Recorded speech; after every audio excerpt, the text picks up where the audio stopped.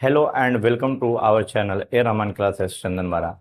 आज हम लोग पढ़ने जा रहे हैं डिस्टेंस और डिस्प्लेसमेंट के बारे में। तो सबसे पहले हम आपको डिस्टेंस बताते हैं, उसके बाद हम आपको डिस्प्लेसमेंट बताएंगे। चलिए आइए देखते हैं डिस्टेंस। यहाँ पे लिखा हुआ है डिस्टेंस का definition, the total length of the actual path covered by a body is called distance.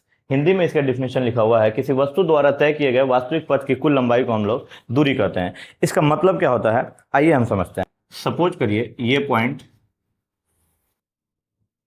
ए है और ये बी है। इस ए पॉइंट से बी पॉइंट तक अगर किसी व्यक्ति को जाना है तो वो इसी पाथ को, इसी रोड को फॉलो करता हुआ जाएगा।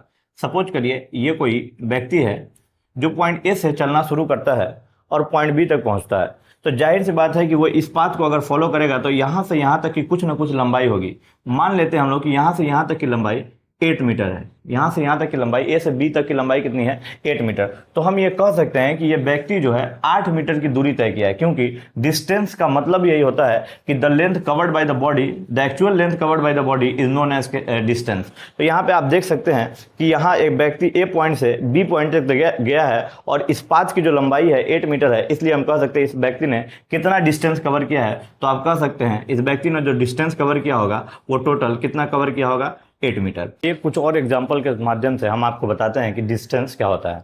चलिए यहाँ पे ध्यान दीजिए कि एक पॉइंट ए है और इस पॉइंट ए से एक व्यक्ति चलना प्रारंभ करता है।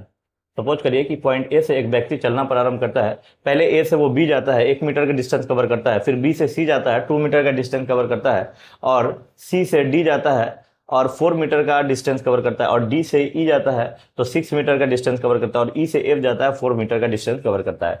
और अगर आपको पूछ दिया जाए, अगर यहाँ पे आपसे पूछा जाए कि बताइए कि टोटल डिस्टेंस क्या होगा, टोटल डिस्टेंस कवर्ड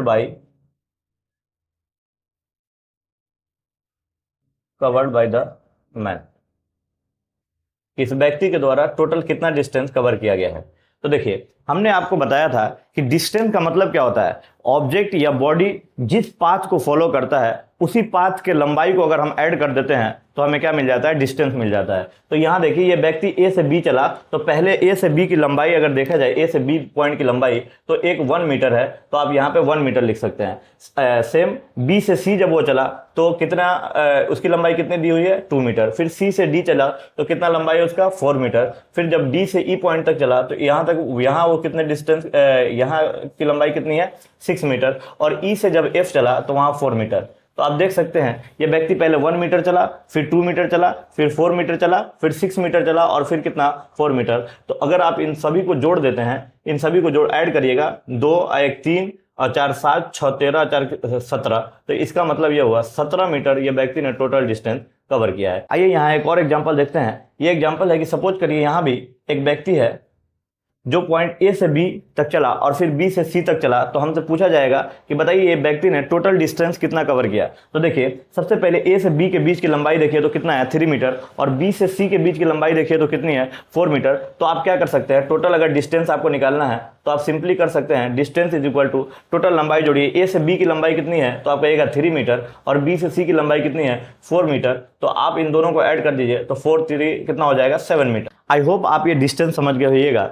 अब हम लोग चलते हैं डिस्टेंस के बारे में, कुछ इंपॉर्टेंट पॉइंट्स जो होता है जो आपको याद रखने की बात है। तो सबसे पहले जो डिस्टेंस हमारा होता है वो एक स्केलर क्वांटिटी होता है। स्केलर क्वांटिटी कहने का मतलब होता है इसमें डायरेक्शन की कोई आवश्यकता नहीं है, ये सिर्फ और सिर्फ मैग्नीट्यूड इसमें डिपेंड करता है, मैग्नीट्यूड पे ये डिपेंड करता है। इसको हिंदी में बोले तो स्केलर क्वांटिटी को हम लोग अदिश राशि कहते हैं। तो यह एक अदिश राशि है। Same its SI unit is metre. आप याद रखिएगा डिस्टेंस का एसआई यूनिट जनरली हम लोग क्या लेते हैं, मीटर में लेते हैं। एज सेम आप देख सकते हैं, थर्ड पॉइंट है इसका, इट डिनोटेड बाय डी और एस, और some time its also denoted as X. तो आप इसको एस स्मॉल डी से, स्मॉल एस से या स्मॉल एक्स से आप डिनोट कर सकते हैं। अगला पॉइंट है कि डिस्टेंस इज ऑलवेज पॉजिटिव और जीरो। आप हमेशा याद रखिए कि डिस्टेंस जो है वो हमेशा पॉजिटिव होगा या तो जीरो होगा, निगेटिव डिस्टेंस कभी भी नहीं हो सकता है। लेकिन डिस्प्लेसमेंट जो है वो निगेटिव हो सकता है, वो कैसे मैं अभी आपको समझाऊंगा। लेकिन अगला पॉइंट लिखा हुआ है distance depends on the path taken, not just initial and final final position. Hindi में लिखा हुआ है दूरी केवल वस्तु के पथ पर निर्भर करती है, न कि प्रारंभिक और अंतिम बिंदु पर।